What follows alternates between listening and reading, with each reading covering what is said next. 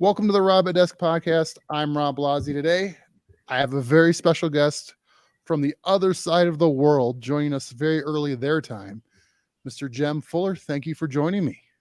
Thanks for having me on, Rob. When you said you could do it, I was thinking, what do we have in common, Jem? I'm going, you have a really cool accent in my country. Do I have a really cool accent in your country? Super cool, dude. I'm just sitting here loving it. Do people like in Australia, like if some Midwest guy comes to Australia, are they going, that's a really cool Midwest accent you have there? Yeah, I don't know how many Aussies can actually pick the difference between Midwest or Deep South or New York or LA, but I love accents, so I can tell a little bit of the difference, and yours is certainly very nice on the ear, Rob. Oh, well, thank you, sir. I appreciate that. Yours is as well. My wife's gonna be like, can you just have him voice something so we can go to like something like one of those sleep stories? Yeah, well, you can download my meditations. There you go. You can download. You have meditations we can download? Yeah, sure, man. I'll give you the link afterwards. I'm gonna have to look that up here for sure. Yeah. So my wife will be very disappointed if I don't do that after she hears this.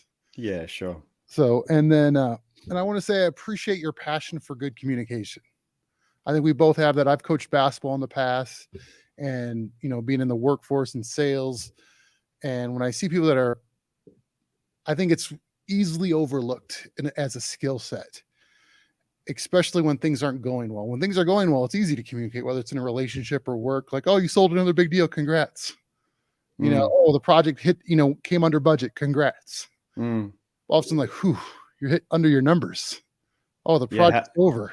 Yeah, how do we talk about this? Yeah, no, all of a sudden when things get difficult, people don't want to, or like, you haven't, in a relationship, things get difficult at times and having those conversations. So I guess my first question, I'm going to start off with a difficult one for you.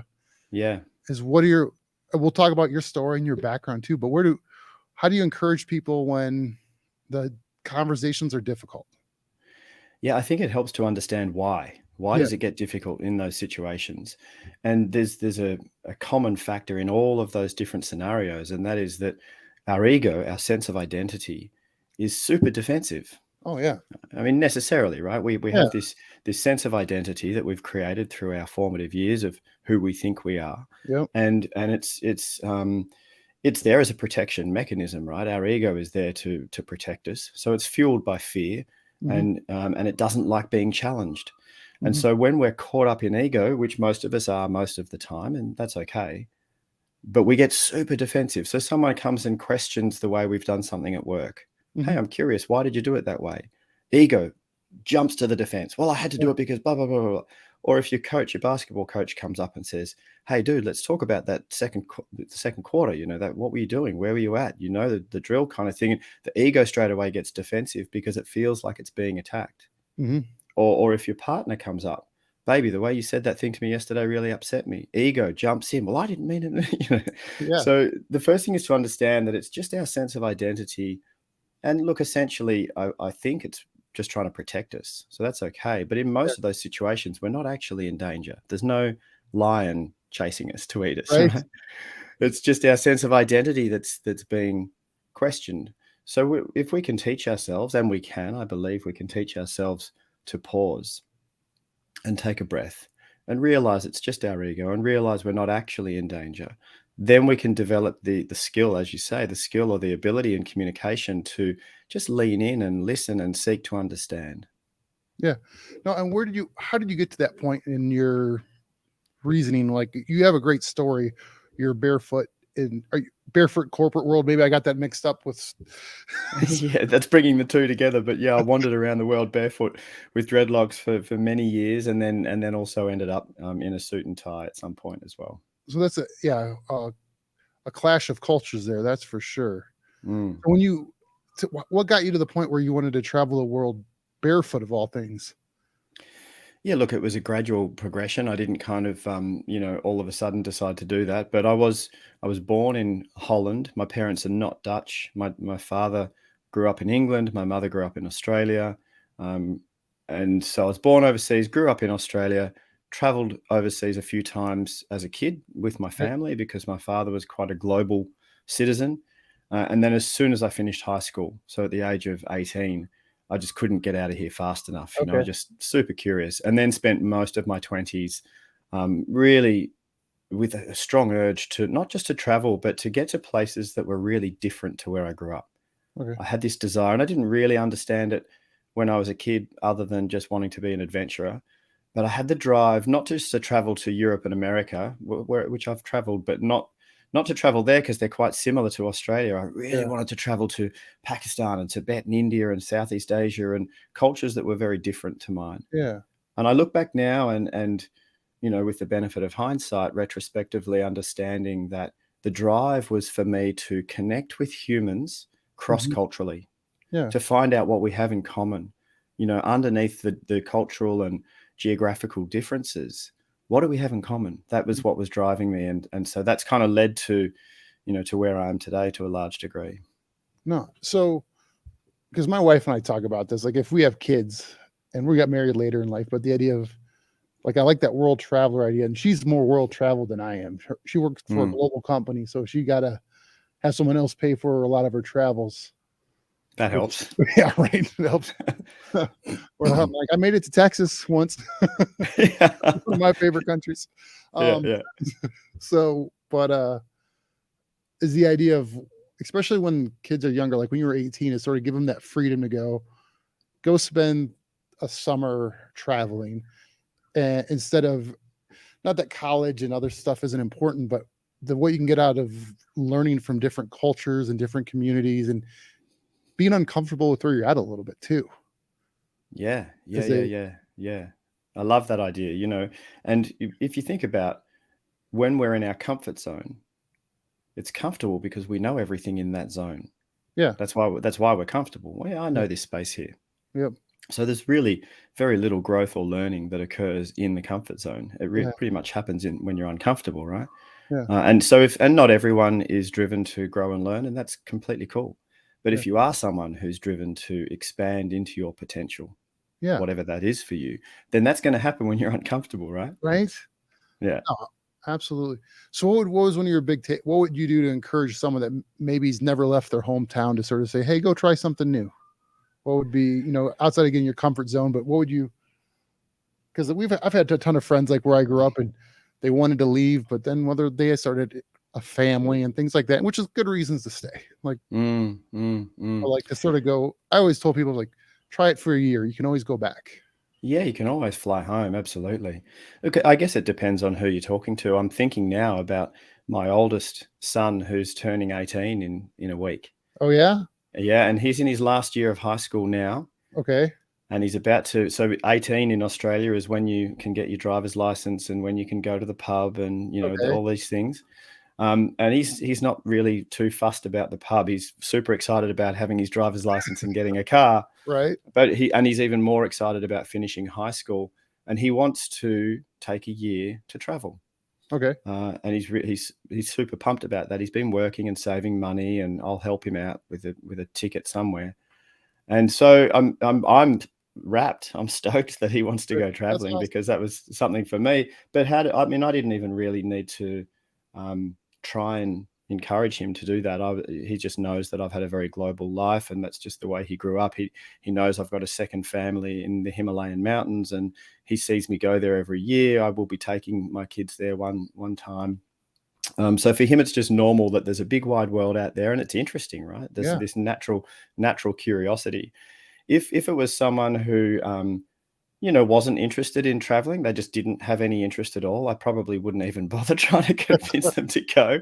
But if it was someone who was a bit interested, but maybe a bit fearful, a bit worried, Yeah. then I'd be saying, like what you said, Rob, you can always jump on a plane home. It's no big deal. And um, for me, the benefits of immersing ourselves in different cultures is it's not just like a Disneyland thing when you go and get on a ride and get off and come home. It's really about um, learning and growing and seeing there's many other ways. And I'm grateful for having immersed myself in different cultures, because if I'm in a conversation, before we came on air, you and I were talking about, Mhm. we'll probably have 80% of the things we agree on. That's 20% that we might not agree Yeah. on. That 20% for me is the gold, Yeah. because when you cannot need to be defensive, when you can really lean in, so to speak, to a Mhm. conversation and seek to understand difference. Yeah. If you've got a point of view that to me is really, really foreign, my initial reaction to just shut it down in my head and go, no, that's wrong. If you can move past that, Yeah. and then I can really sit and go, wow, where is Rob coming from with this point of view, man? Then we're opening up communication. Yep. Then we're opening up the possibility of diversity and connection and bigger problem solving. So I find it fascinating, and world travel can certainly do that for you, because you're having to appreciate that there's different ways. Oh yeah. No, there's different perspectives out there. So yeah, with that, it's the simple. I just sort of round everything to 80-20 rule. Like I agree with Dave Ramsey 80% of the time. I agree with There's certain people you go like, oh, I can agree with them to certain degrees or not. One of the questions I had for you is like, you believe in conscious communication. Yeah. What do you mean by that, and like how'd you come up with that? So let's maybe break it into the two words and understand, for me, and you understand what they mean. So communication, and I think you watched my TED talk. So in there, I share the root of that word, which is communicatio, the Latin communicatio, which is a sharing. Right. So communication is about a sharing, and the verb communicare, which is to make common. So in communication, we're trying to make something common, whether that's some instructions or whether it's an emotion. Maybe you're communicating with your wife, and the purpose of the communication is that you want her to feel loved. Right? So that might not be so literal. It might not be in words. It might be in the way that you're holding her, or the things that you're doing for her, or the way you're listening to her, right? So communication is to make something common between us, to have a sharing. Conscious really literally just means the more conscious we are of something, the more aware we are of it. So conscious communication is being more aware in the communication of all the factors of the communication itself. So being more aware of the purpose. For example, if someone's coming to me and they're really upset and they're speaking quite, emotively, and maybe they're saying things in an angry way, the more conscious I am in that communication with them, the more aware I am of what are they actually trying to express right now? What are they wanting from this communication? Right? In a situation where, where I'm getting upset and my ego's jumping in and driving my bus, right? The ability to be more aware of that and go, oh, wow, hey, ego, it's okay. Just chill for a sec. What's actually going on here? And to serve the communication itself rather than the individuals involved. But to be able to do that, we need to be more conscious. We need to be able to be more aware. So that's the basic premise of conscious communication. No, interesting. And how would that help if people were able to do that more, like say in the workplace culture? Yeah, that's where I spend most of my work life. My bread and butter is senior leadership coaching and helping leaders build healthier workplace cultures. Massively, 90% of the angst in organizations, in teams, and interdepartmentally is miscommunication. Absolutely. Like people showing up into the same team, when you sit down and have a good chat with them, they essentially want the same thing. They essentially want the same outcome. The organization's making widgets. Let's make the best widgets possible and get them to as many people as possible. We're on the same team, but people forget that, and they trip up in miscommunication. So the ability to actually be more conscious about our communication. So you've got the head of the sales department and the head of the finance department, and they're arguing over something. For them to be able to sit down and be more conscious about, both of them have positive intent. Both of them want the same outcome. Let's start with that 80% of the stuff we've got in common. Come to the same, we're on the same team. Remember, oh, that's right, we're on the same team. Okay, well, let's work out how we can best achieve that goal. You coming from sales and me coming from finance. So with more, sorry, Rob. That's okay. No, so then how do you get like C-level people to put their ego aside? That's tricky, man. It takes work and coaching and trust, and it's not something you can just kind of click your fingers. Some organizations, although not many anymore these days, but in my earlier years of running my coaching practice, some organizations would get me in to do a one-day workshop, and that was it. That was the only engagement. And I would say to the execs, hey, look, I can entertain you people for a day and maybe even inspire some of them. And at the end of the day, people will go, yeah, that was so cool. But if that's where the engagement stops, that's where it'll stop. Oh, yeah. Everyone will go back to what they do. So the more effective work is when an organization embeds me for a period of time as a coach. And so I'm coaching the execs regularly.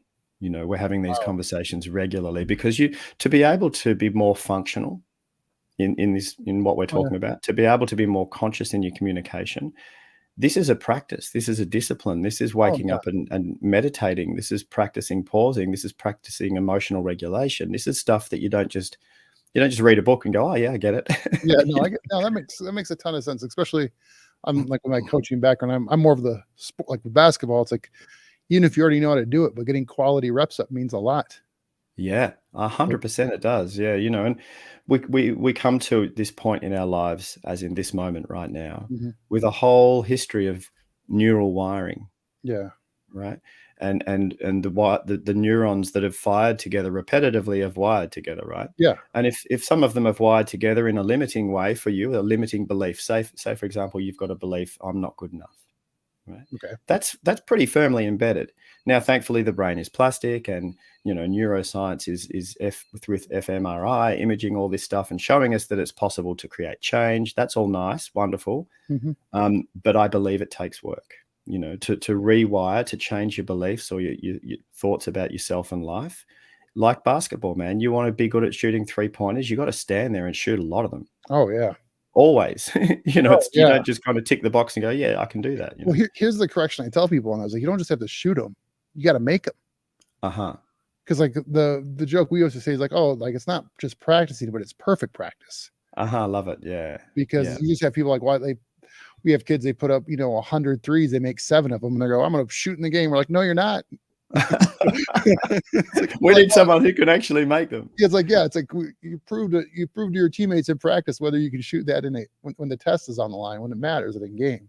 Yeah. So, Yeah. But something you said earlier struck me too, is like you were talking about like between the ego and why people respond. And like my brother and I have talked about this a lot, where it's when you get responses from people, there's usually like 2 main reasons how people respond. And I think, like you said, like I use the word pride and ego pretty, interchangeably there. And then I think the other one was like self-preservation, where if you ask me a question that's questioning me, and I feel like I have to spin the truth or mislead the truth, it's because if the truth is out there, it can hurt my future. There's a damage that could be done if I am really truthful with like, oh yeah, I did screw up that project. Yeah, I did say this, or I did, so there's, oh, well, I really didn't mean that but I don't mean that now, but at the time I did maybe. Yeah. And so it's that self-preservation. Yeah. Is why sometimes people just, when you say getting to the truth, it kind of slows people down because they're like, well, if the truth is out there, maybe my future's in jeopardy. Yeah, so true, man. I think that's right. It comes down to, the mechanics of self-preservation. I think, and this makes sense to me. It's only through reading a lot of books about this, but I think that the ego, so our sense of identity, evolved with us as a species, as a self-protection mechanism, right? We weren't the fastest, fiercest animals on the savannah plain. There were other animals that were, able to eat us, right? We had to be fearful. We had to have a strong sense of self-protection. Like, I'm separate from the outside world. I'm not at one with everything. I'm separate and I'm vulnerable. So that, in combination with our ability to socialize and connect and work as teams, and then develop tools. So, but I think, this sense of I'm separate from the outside world, which is an illusion, isn't it? Right? Because we're actually not separate from the outside world, but the ego would have us believe that we are. So this illusion has been necessary, and it's very, very defensive. Like you say, it's a self-preservation mechanism, Yeah. With teaching a conscious communication in the last few years where the world's gone much more remote than it has, what challenges have you seen with that, with communication issues, where now maybe it's not as much small talk before the meeting, where I'm not, sitting next to you before the meeting going, hey, how's your day going, Jem? How's the family? Yeah. Now it's, if I want to actually learn anything about your day, I have to take a step of actually hitting that send button on the phone. Yeah, I know, right? Heaven forbid. It's true though. The really important, the important social small talk, which is really important, hasn't been happening accidentally. It's not like, oh, whoops a daisy, we're both at the photocopier at the same time, or Yeah. oh, look at us both accidentally in the kitchen at the same time. How's your day going, man? Yeah. It has to be more conscious. There has to be more effort behind it. True. And through the last couple of years, I don't know about where you are, Rob, but here in Victoria, in Australia, apparently we had the longest and strongest lockdown measures anywhere in the world. Yeah. So we've spent a lot of time locked up, Yeah. so to speak. And so the effort that has had to be made, it has to be conscious. I'm saying to leaders, pick up the phone more than you would, not just in your team meeting Zoom calls. Pick up the phone randomly, like you would accidentally bump into someone somewhere and say, hey, I just thought of you. I wanted to just say good day and see how your day's going, right? Yeah. So this is conscious, but there's some benefits that come out of that as well, because it's not accidental. When your phone rings, if my phone was to ring and it was you, Rob, going, hey, Jem, I was just thinking of you, man. I just wanted to say good day and check in and see how you're going. That means more than if we just bumped into each other in the kitchen, Yeah. No, that's a ton of sense when someone knows you actually went out of your way. It wasn't just convenient to run into someone. Yeah. So look, we've had to make more effort. We're social creatures. We are driven by the need to connect. That's why I don't know about where you are, but I'm presuming. But here, depression rates went up, anxiety rates went up, suicide went up, all of these horrible things because of isolation. as a creature, as a species, we're meant to connect. We're meant to work in community. Yeah. So when we get isolated, it's not good. Yeah, it's interesting with how much of a proven that's been over the last few years, or as much as people go, I don't need people. Like, people make me angry. People, all these things. The only type of people that make me angry are people that don't return their shopping cart or don't pick up their dog's poop when they go take their dog for a walk. Those are the type of people that I'm like, look, you can go stay in your house. It's like, you can't return it.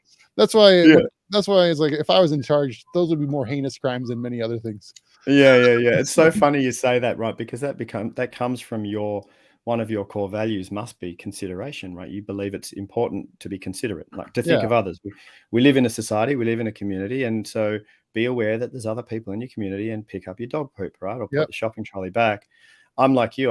One of my strong values is consideration, and it's funny, doing all of this self-development work over the decades. I've got to the point now, I can say this honestly, where I don't really get upset with people much at all. No. Except the one thing that still trips me up is consideration. Oh, yeah. No, when people are inconsiderate, Oh, yeah. The road rage is what gets us, me and my wife. More my wife. Like, there's I-70. I'm in Denver here, and I-70 is what goes through the mountains here. And we've made a family decision that no big decisions will be made while we're driving through the mountains. Right. Yeah, that's a good idea. Like, who's the person driving slow on our side of the globe? It's the left lane. It's like, why are they going so slow? Yeah. Oh man, where I live, so I live on the Great Ocean Road. Okay. On the southern coast of Australia. Oh, nice. And it's I've been to Denver, and it's stunning, beautiful, and I love the mountains. I spend a lot of time in the Himalaya, but down here we're on the ocean, and the Great Ocean Road is exactly as it sounds. It's this road that was cut by war veterans, 100 years ago, along this kind of cliff coast for a long stretch by this beautiful ocean, lots of surfing and big waves, etc. But when you're on this road, there's nowhere to overtake. There's nowhere to get past a slow car. So if you're stuck behind a slow car, you're stuck behind them for a long time. It's like, look, I got somewhere. Hey, look, let's go. Yeah. And all of a sudden, it's like, actually, do you know what? If I'm late, I'm late. I can either sit behind this car frustrated and pissed off and annoyed, or I can sit behind this car, take a few deep breaths, and just chill out and listen to a good podcast. Either way, I'm going to get to the end at the same time. But how's my experience of getting there? Right. No, my dad used to tell me, he's like, you can control what you can control. And when things like that happen, it's just, there's probably a reason, and maybe you don't know. God may have something. He may be protecting you from something that you have no idea what would happen if you're trying to be where you're supposed to be when you were supposed to be. Yeah. If you're trying to control things out of your control, that's usually where things go out of whack. Yeah, and it's futile. Right? It's a waste of energy. Oh man, trying to control things you can't control. Like my wife and I got married in COVID. Talk about not being able to control things. Right. You It's like, probably had all these grand plans of a celebration of love with your friends, and maybe it had to change. oh yeah, no, about, plan of like 100 some people, getting together, all of a sudden turned into about a dozen people. Yep. And so, which, you know what? So it's kind of my fault. I was one day before the wedding, I was going, you know, months out, I'm going, God, I'm a terrible dancer. If I can get out of dancing at my wedding, or at least dancing much, I'd be much appreciated. So So you our whole manifested COVID. is my fault. So you're the reason COVID happened. It's my fault. Yeah, everyone Right. Okay. wants to blame like Wuhan lab or whatever. I'm like, no, it's No, probably my Rob fault. didn't want to dance, man. He did I not want to dance. didn't want to dance at my wedding. I'm a terrible Gold. dancer. I got like 2 left feet. I'm like, people go, "Why don't you get a motorcycle?" I'm like, "I'm clumsy. I don't want to be on one of those. Like, I don't want a big engine Yeah. between my legs. I Yeah. can't Yeah. Yeah. dance." Like, I know my strengths. I stay in my lane. Yeah. Good, man. That's good. That's smart. So, I'm glad my lockdown was for a reason, man. I feel good about it now, yeah, you know? right? Now you can at least go, "Okay, at least saves Rob's pride with dancing." Yeah. Yeah. Yeah. That's right. So, yeah, and so my wife hears that story and she's like, because we both got married later, she had the whole everything planned out. Now she's like we're still, just, yeah. Yeah. She sometimes likes the story depending the day. Certain days she doesn't like the story. Yeah. Yeah. Yeah. Depends. So, Pick your times, man. right? No, absolutely. So Yeah. you wrote a book about your journeys and communication. What got you to the point where you wanted to write the book, or felt confident you could write the book? I don't know, man. I always felt like I was going to write a book. I really enjoy writing. It was a Okay. really enjoyable process. I've been a singer-songwriter since I was Oh 15. yeah. I've written thousands of songs. That's my therapy, and so I love writing as an expression. Okay. And I've got some pretty cool stories. I've Yeah. had some pretty wonderful adventures around the world, and so the communication thing. I knew I was going to write a book. I wasn't ready to write the autobiography. I mean, that'll come much later down the track, and it's not really about me. It's Mhm. about the difference that I wanted to make through writing this book. I chose communication because of some of the reasons that you and I have been talking about. I think communication is ultimately important, in terms of, for many reasons. I mean, you can't even have an idea and manifest that idea into reality without communication. Absolutely. Einstein, and for all of his brilliance, if he couldn't communicate the concepts that he was coming up with, if he couldn't communicate them, it wouldn't have mattered. Right. So communication is important for manifestation. Communication is ultimately important for connection. Mhm. It's the bridge between isolation and connection. And if you are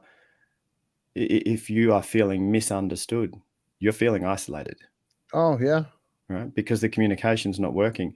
It's also the bridge across the digital divide of difference. Okay. So now we've got these people who have identified with their ideology or their politic. They've identified with a belief system, and there's someone who has a different belief system, and they're just shouting at each other and canceling each other, trying to. And this is not evolving the situation. This is Oh. not creating solutions. It's just strengthening the divide. Mhm. It's only with more conscious communication that we can actually come together and go, hey, wow, you've got the same color blood as me. You need food and water too. You need shelter. You feel love. You feel the pain of loss when someone dies, like me. Wow, we've actually got the fundamental stuff in common. Oh yeah. So now let's communicate and come together to collaborate to solve the bigger problems, man. Pandemics, inequality, Mhm. global warming, these things do not discriminate, Mhm. right? That it's not going to care how you grew up or what you look like, No. So for us to solve these global problems, we have to communicate. So all of these reasons was like, I got to write a book about better communication. Yep. And I started writing. I'm a storyteller, so Okay. as when you see the book, you'll see the stories of my life that kind of pepper their way through the book. And as I was writing, I found a book writing mentor, and I did her course. And some of her words of wisdom were, Jem, you need to pick an audience, because if you just write broadly, no one will pick it up. You need to write it for a particular demographic. She said, I think men really need this book right now. So I made the book for men. Although, mind you, a lot of women are feeding back to me now about how much they love the book and then giving it to their partners and sons Right. and brothers, and I forget what the yeah. stats are, but aren't more women more likely to pick up a book than Oh men? yeah, of course. Yeah. Women are open to personal growth, personal development, wanting to expand, all of this kind of stuff. Men traditionally, and I believe it's a cultural stereotype. I think it's something that's happened culturally, and Mhm. we're indoctrinated with it. But men are more focused on just get the result, just show up, stiff upper lip, suck it up, don't cry like a girl. Can you believe we say that to our sons? Ridiculous. And all of this kind of cultural stuff that's indoctrinated, which was appropriate in the past, Mhm. right? World wars and depressions and that kind of stuff. I get it. We Mhm. had to be tough, but I believe we need to evolve as men. I believe it's time for us to say, hang on a second, I've got access to emotions. I can express how I feel about certain situations. I can come to my leadership with a more human-centric sensibility. I can treat women with respect. Why do I have to treat them disrespectfully just because that's what used to happen? Right. So Yeah. I'm a champion for men to support men to evolve and become better men. Right. No, And absolutely. so I think that's what this book's about. Yeah. yeah, no, I think there's a huge gap. I don't know what Australia looks like, but in like at least on this side with the States, there's a ton of men that are more lost in the sense of Mm. purpose and the why in life. Because I mean, in that cultural change, they've kind of been lost. Like there's not been a focus on them going, hey, yeah, you should be able to do this stuff. And it doesn't mean women can't. It means like you should be able to provide for your family. It doesn't mean the wife doesn't work if she doesn't want to, it just Yeah. means Yeah. you should be able to. And all these things, it there's a lot of tension in a lot of the in that world where it's interesting to see where then like we have some friends that are single and they're older and they're going, they go, why can't we find a good guy? Well, I think there's a lot of good guys out there that kind of been sidetracked with where they don't have to, you know, Yeah. do the work hard part where it's even this, like you said, where they've just been marginalized, where they've stayed in their mom's basement too long.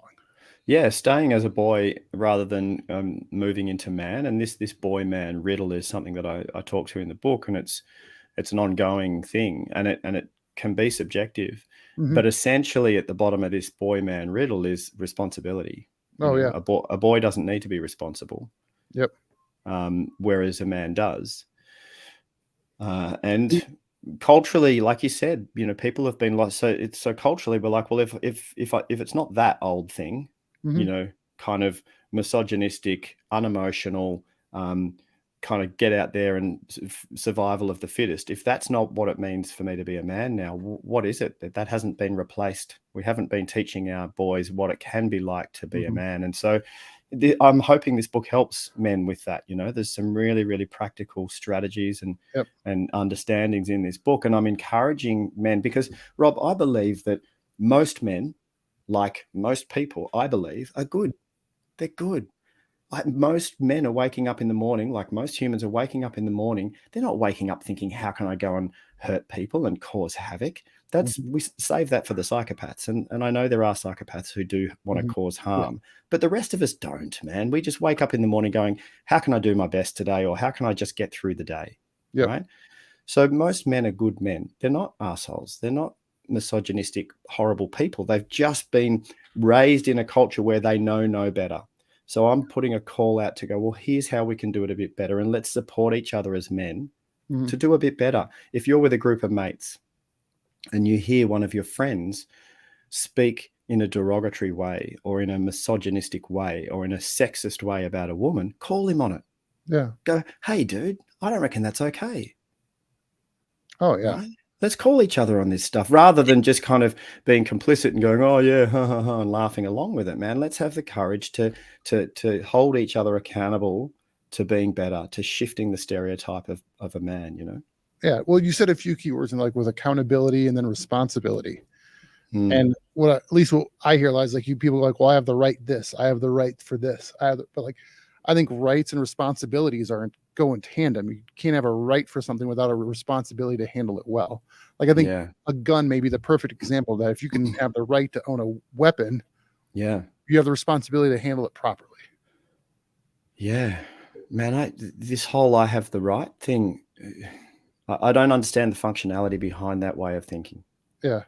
You Well, know, because they want the benefit. I equate it all the way back to the shopping cart and the dog poop, because they have yeah, the right to use the shopping cart. They have the right to have a dog, but they don't want to have the yeah, responsibility of cleaning up the dog's poop. They don't want to have the yeah, yeah, responsibility of returning the shopping cart, but they want all the yeah. rights of it.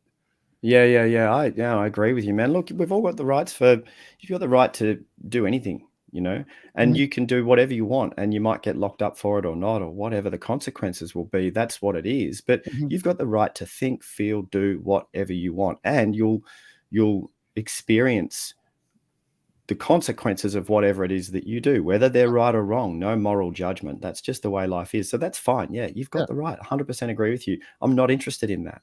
yeah, I'm interested like you, Rob. I'm interested in, how do you want to be as a part of society? yeah. We're connected. You live here, right?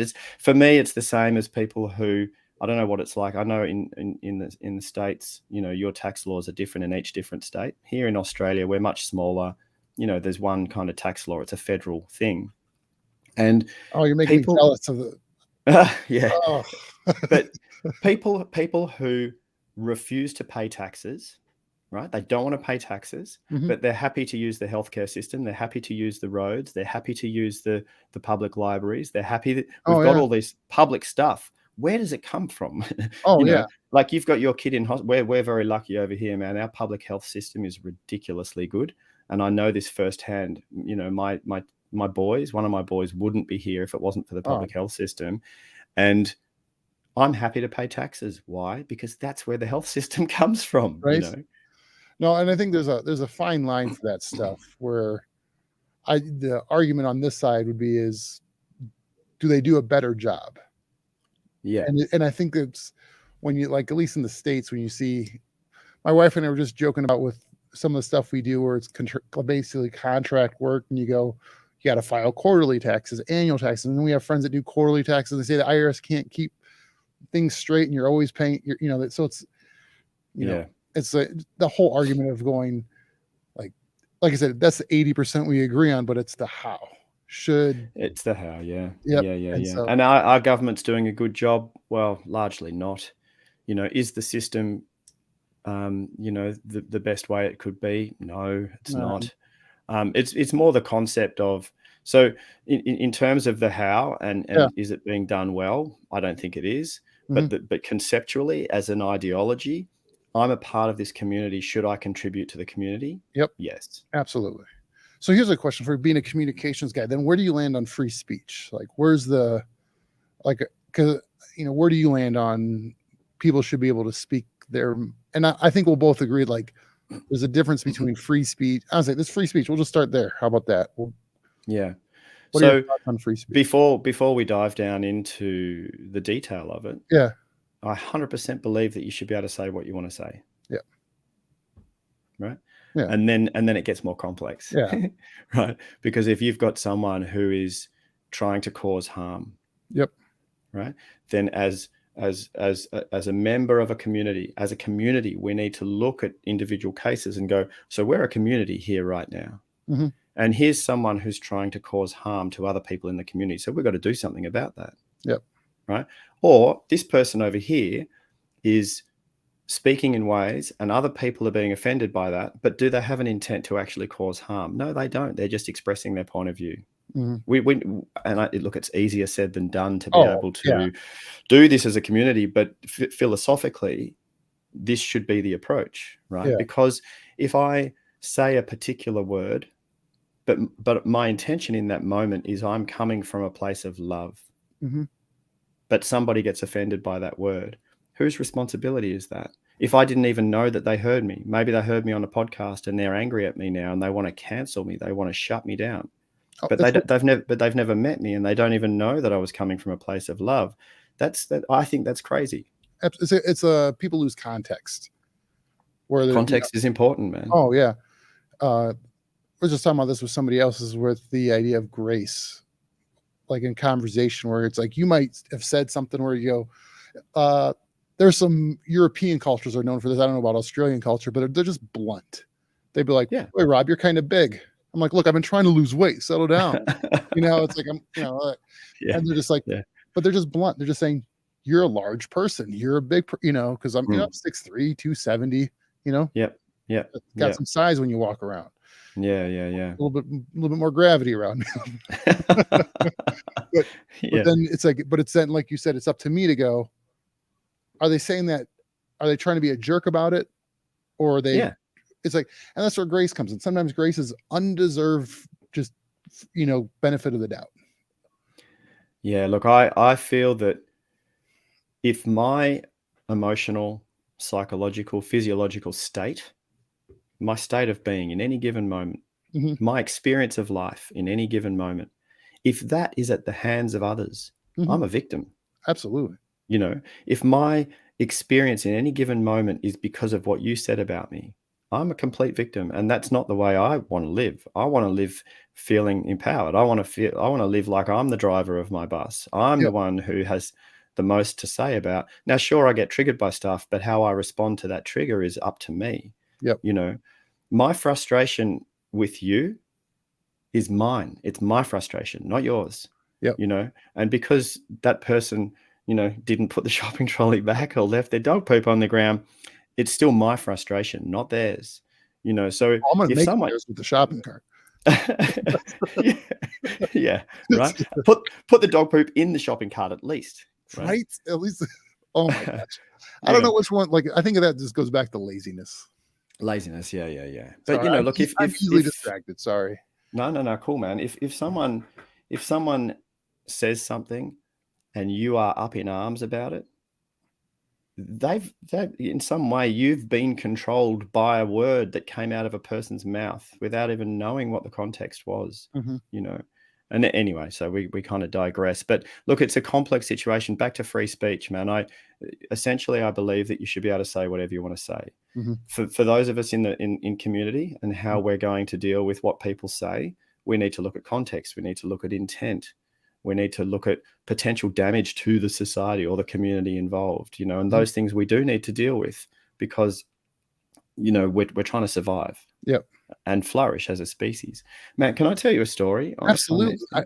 I was gonna ask you how much more time you had. I didn't wanna take I could talk to you, it seems like all day, by the way. Yeah, yeah, I've got time. Okay, Um, so I was in this small village in India on the banks of a river called the Narmada River. okay, Small village. Um, I think there might have, yeah, there was one policeman in this village, and he had one little police station with a cell. Anyway, we were sitting around the town square, and there was people just milling around doing what they were doing. There was one bridge that crossed the river, like a footbridge, not big enough to okay, drive over. And I was sitting there in a cafe with an Israeli woman, and we were smoking charas, which is their version of weed. okay. And we're sitting there, and then this guy came running, and he was a beggar. He was in tatters. His clothes were dirty, and he was dirty, and he was obviously living on the street. And he came running over the bridge with these two young guys. They looked about university, college age Okay. young men, chasing him. Two or three guys chasing him, and he was running. And one of the younger boys leapt through the air and kicked him in the back, and they kicked him to the ground, and they started beating him to death, Oh, whoa. literally, right? And I was like, whoa, this is heavy. Right? You're wigging me out in my stone, right? So I'm sitting there going, what? And this Israeli woman, she starts screaming at me. She stands up and she says, Jem, do something about it. Do something about it. And these boys were going to beat him to death, right? Mhm, I was kind of lost. I ran over and I kind of put myself over this guy and got in the way of the younger guys and this guy. And I kind of protected him, and they stopped. He was halfway gone already. I mm, was looking around, oh, what am I going to do now? Where am I going to take this guy? There's right. no hospital. We're in a tiny little village with chickens and stray Yeah, dogs. And I look around, and there was this old, beaten up first aid ambulance type van, but it wasn't working. It was old and beaten up, sitting mm, over in the corner. And I kind of just started dragging him towards that because I didn't know what else to do. right. And one of these young guys came up to me, and he leant into my ear. And in English, he said, "You are doing the wrong thing." And in that Interesting. moment, I just went, wow, this is not my place, man. I don't know what's going on here. And so I put the guy back down, and I went and sat back down again, and I let that community deal with it the way they dealt with it. And all of the elders of the community, so the respectable business people and whatnot, they all came and stood in a circle, and they all stood there in approval. It was a heavy moment. It wasn't light and enjoyable. It was heavy for everybody, but everyone condoned it, and these boys beat that man to death. Right. Wow. So I saw this in front of me, and I was like, wow, what's going on? And I found out later, this man had for 6 months now had lost it. He'd become a bit psycho, and he'd been going around with a 2x4 plank of wood and belting other beggars over the head, like, and killing people and, causing havoc in the community. And the policeman had tried locking him up, and they'd lock him up and let him go, and he'd do it again, and they'd lock him up and let him go, and he'd do it again. So this was the community going, we've got a problem. We need to deal with it. Mm-hmm. And they dealt with it. Right. So that story to me was like, whoa, sure, it's not the civil way that we do it back where I come from. But what do we do back home? We put people in jail and treat them terribly so that they don't heal either, and they just taxpayers spend all. So I'm not condoning any of the behavior. I'm just saying that as a society, we need to deal with it. If there's someone causing harm in the society, we've got to do whatever we can in a humane way here where we live to deal with it. Anyway, I don't know why I shared that story. No, that's a great. So then here's the question that comes up is like, how do you define harm to a community? Because you could have, the idea of like the surgeon's got to cut someone to heal them. And so how do you, how people, the definition of good or truth has turned subjective. So then when you go, because I just see it as people go, if it's good for me, the answer, then it's good in general. But what's good for you, Jem, may not be good for me. Yeah. And so you might have shorted Tesla. I might have invested in Tesla. Someone's going to lose. Yeah. It's like we both can't be right. That's probably a terrible example. No, but I know what you mean, man. I think it's got to be more than just it's good for me. We're a social animal. We live in community. If you don't want to live in community, completely fine, man. If you want to go off the grid and live on your own somewhere out and just be completely self-sufficient, do whatever you want. Yeah. But if you want to live in community, if you want to enjoy the benefits that come from us working together as a social creature, then it's not just about what's good for me. It's about what's good for me, what's good for those that I care about, and what's good for the greater good. Yep. But even that definition of greater good is different from, like, we'll agree on 80% of it, but that other 20%. Yeah. And so it's that's why it's tricky. It is. And that's why you got to be a good communicator. Yeah, absolutely. We've got to be able to talk about it, right? We've got to be able to, because your point of view has to be as valid as mine. Yeah. If your point of view is not valid, then mine's not valid. Yeah, no. And I it can't be one or the other. Do you think people are still, because this is one of my pet peeves, where I think people's reasoning and logic has deteriorated because of, well, if it's people, the term I've been hating is my truth. Well, this is my truth. That's a different way of saying, well, it's my opinion. Don't call it truth, because truth is a definite. Yeah.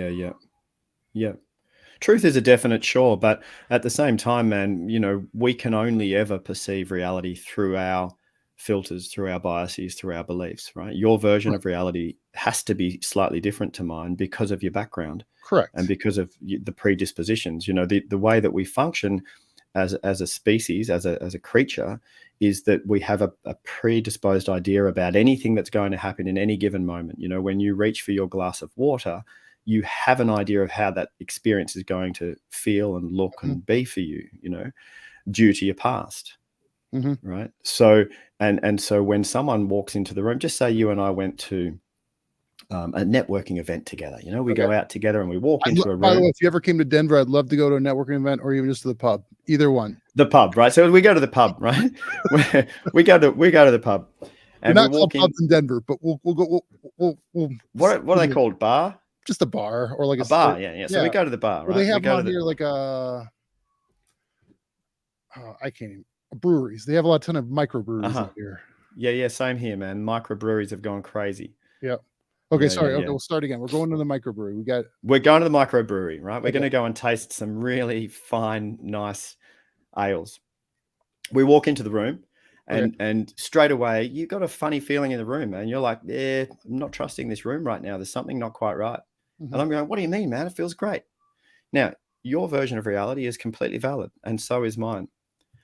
It may have been that someone who just walked past us was wearing a fragrance or an aftershave or something from some abusive person from when you were 2 years old, and you've got a background subconscious trigger or association to that smell that makes you not trust the environment. Now, you might not even consciously remember that from when you were 2 Yeah. years old, but something subtle in the room has triggered you.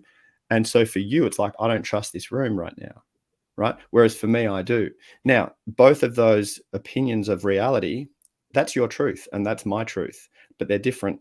And then that then plays into how you move through the room and how you speak to people and how I move through the room and how I speak to people. So then those divergent realities Yeah. become self-fulfilling prophecies, right? Yeah. So this is an analogy for life. Yeah. What I would say, what's interesting with that is like, I would say there's still a truth, is the room safe or not?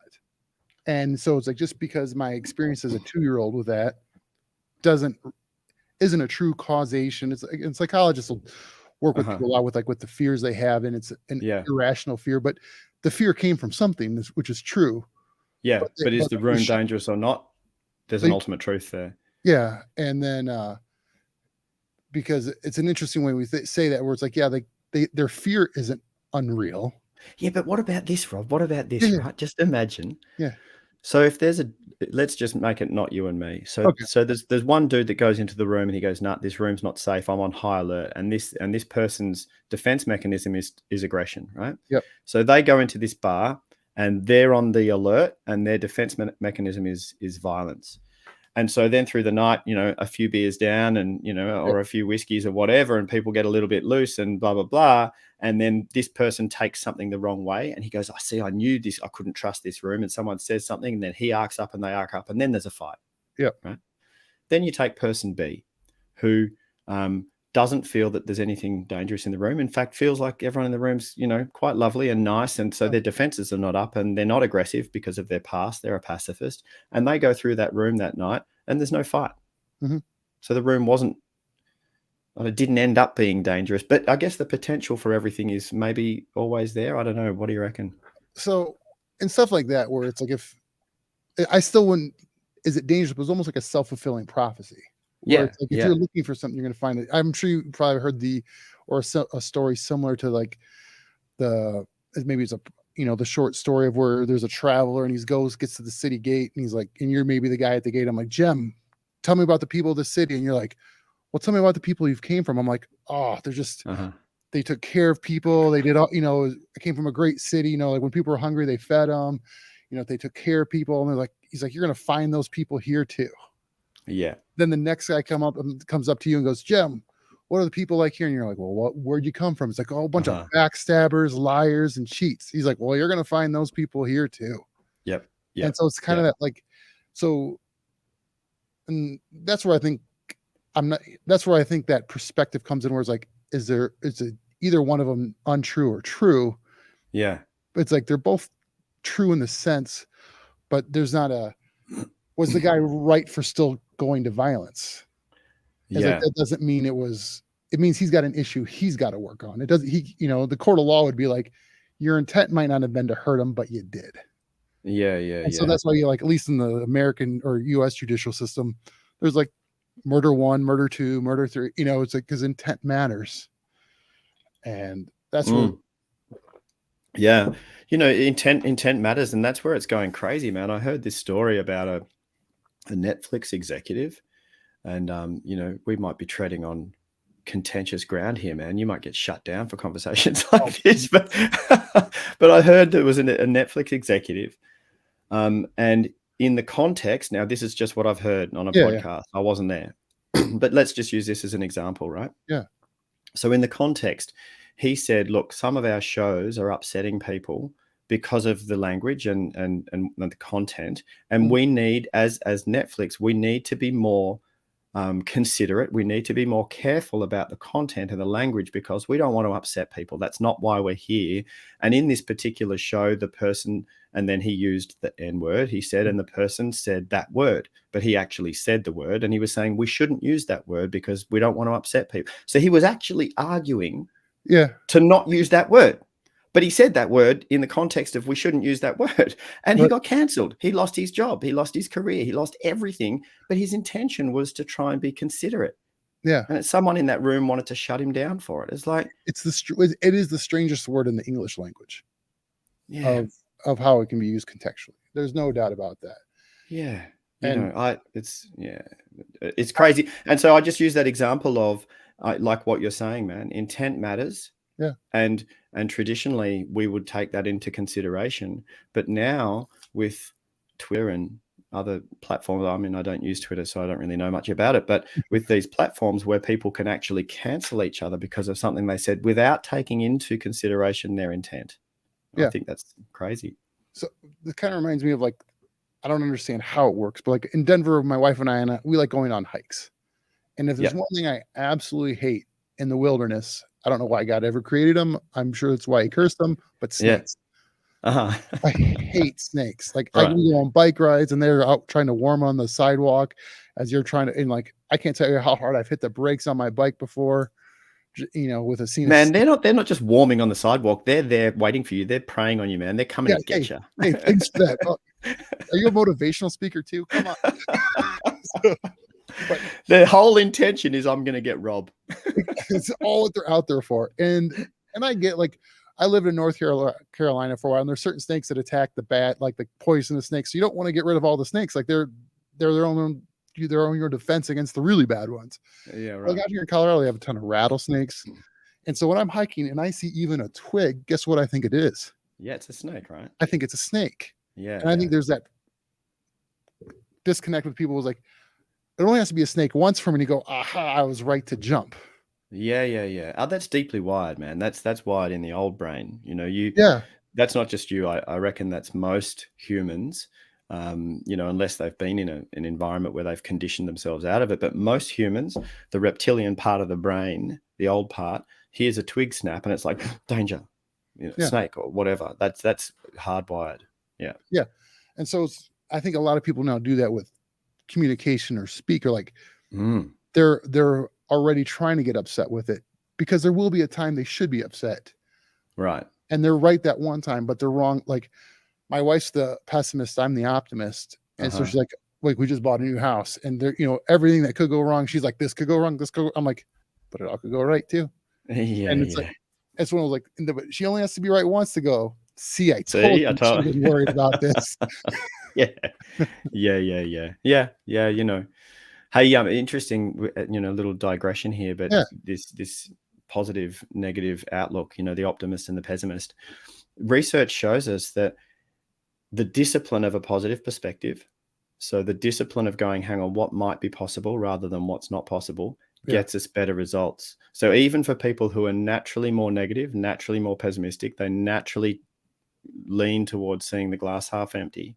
Yeah. If they can teach themselves the discipline of going, hang on, I know naturally I see the glass as being half empty, but in this moment right now, if I can sit down and go, hang on, what might be possible, right?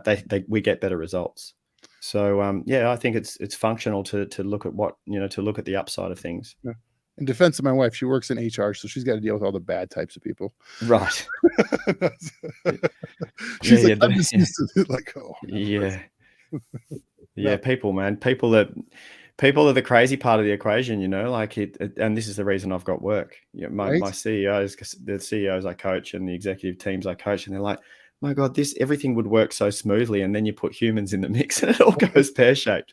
And you never know how certain, like you could have the best intentions, you could have the best communication, the best memo from corporate to, hey, this is why we're going to make this change. And this is why we're going to do this. And it's like, the reasoning is strong and the logic is strong, but then you're going to have someone go, but we've never done it that way before. Yeah. And you're like, that's not a great reason to not try it, I guess.